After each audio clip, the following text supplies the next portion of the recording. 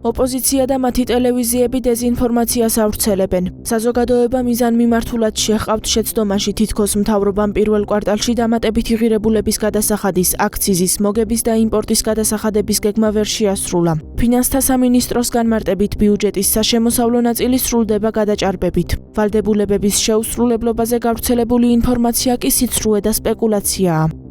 მარტივად ვთქვათ, ფინანსთა სამინისტრო მანიპულირებს სიტყვებით და იტყუება, როდესაც ჯამურ მაჩვენებელს აჩვენებს, მხოლოდ ეს ერთი.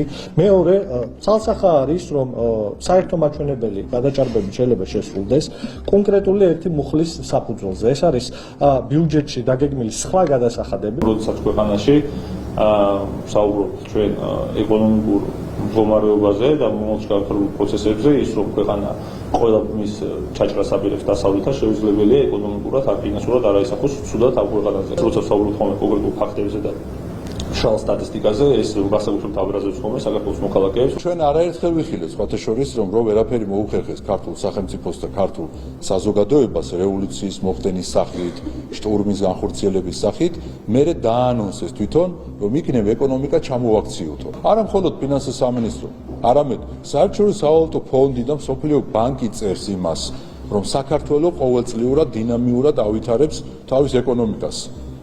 შესაბამისად, ეხლა მე არ მგონია, რომ გვარამიას დაუჯერონ და საერთაშორისო სავალუტო ფონდს არ დაუჯერონ ამ მსოფლიო ბანკს საქართველოს ეკონომიკის და ბიუჯეტის შესრულებასთან დაკავშირებით დარწმუნებული ვარ, მაგრამ ეს ფაქტი თავად უკვე ნიშნავს იმას, რომ პოლიტიკურად დამარცხებულები არიან და ეხლა ეჭიდებიან როგორმე ინფორმაცია გაავრცელონ, სადღაც უბედურება ხდება, რა თქმა უნდა, ტყუილების სახით. ნაციონალური მოძრაობის პრემიერ-მინისტრის გილაურის განცხადება ხო ყველას გვახსოვს. ეს ადამიანი ამბობდა, რომ მარტისათვის ჩვენს ქვეყანაში ეკონომიკა უნდა ჩამოშლილიყო. ამ ყველაფერს რატო აკეთებდა? იმიტომ აკეთებდა, რომ ასეთი იყო დავალება მიღებული, რომელიც საჯაროდ იყო გაცხადებული ქალბატონი ლორა თორტონის მიერ. ციფრები არ იტყუებიან.